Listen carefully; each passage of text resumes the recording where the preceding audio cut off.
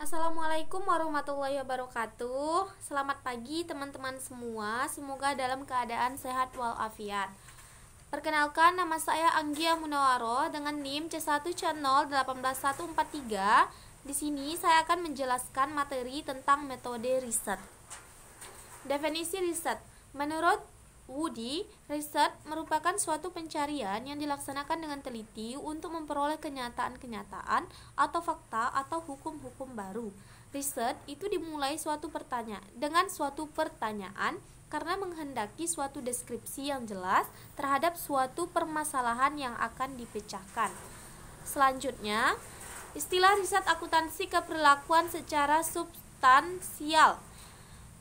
Riset akuntansi keperlakuan merupakan suatu metode studi yang dilakukan seseorang yang berkaitan dengan aspek keperlakuan melalui penyelidikan yang hati-hati dan sempurna terhadap masalah yang berhubungan dengan aspek keperlakuan tersebut. Pertama, kalau kita mengatakan bahwa riset ilmiah bersifat sistematis dan terkontrol, ini berarti penyelidikan ilmiah tertata dengan cara tertentu sehingga penyelidik dapat memiliki keyakinan kritis mengenai hasil riset. Selanjutnya, motivasi dan tujuan riset. Motivasi dan tujuan riset. Motivasi merupakan sesuatu yang timbul dari dalam diri seseorang untuk mencapai tujuan yang ia inginkan.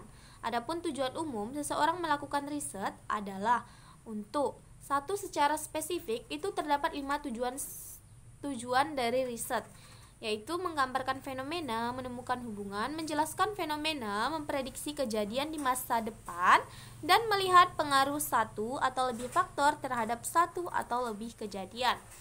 Selanjutnya, manfaat dan pentingnya riset. Dalam riset akuntansi keperlakuan, terdapat beberapa pernyataan tentang manfaat dan pentingnya riset bidang ini. 1. Itu memberikan gambaran terkini terhadap minat khusus dalam bidang baru yang ingin diperkenalkan. 2. Membantu mengidentifikasikan kesenjangan. 3. Untuk meninjau dengan membandingkan dan membedakan kegiatan riset. 4. Itu sub bidang akuntansi seperti akuntansi keuangan, audit, akuntansi manajemen, SIA, pasar modal maupun perpajakan. Selanjutnya yaitu memahami replikasi. Replikasi merupakan gabungan dari kata duplikasi dan repetisi. Replikasi adalah pengulangan suatu studi atau riset yang dilakukan secara sengaja. Pada umumnya hal ini dilakukan dengan menggunakan prosedur-prosedur yang sama dengan riset terdahulu tetapi menggunakan subjek yang berbeda. Selanjutnya, jenis masalah. Masalah dalam riset yang diambil peneliti ini biasanya beragam. Bagi mahasiswa pemula, masalah yang diambil tentunya masalah-masalah yang sederhana, sementara mahasiswa yang menyelesaikan tesis atau disertai tentunya akan mengambil masalah yang berbeda. Penekanannya lebih kepada pengalaman tentang cara melakukan riset dan bukan pada memberikan kontribusi temuan riset. Selanjutnya, menyatakan dasar permasalahan. Terdapat 3 tahapan yang harus diperhatikan seorang peneliti. Yang pertama, tahapan pertama yaitu dimulai dari cara menemukan permasalahan. 2. Menemukan pertanyaan akuntansi. 3. Menemukan pertanyaan riset. Kemudian, sumber penemuan masalah. Secara umum, sumber penemuan masalah pada bidang ini dikelompokkan ke dalam 2 faktor. Pertama, dihasilkan dari pengalaman pribadi si peneliti atau disebut dengan pendekatan empiris. Dan kedua, didapatkan dari tinjauan terhadap literatur riset, atau pendekatan ini disebut dengan pendekatan teoritis. Selanjutnya, sumber dan pengumpulan data. Proses pengumpulan data tidak dapat dilepaskan dari alat-alat yang digunakan untuk mengumpulkan data tersebut.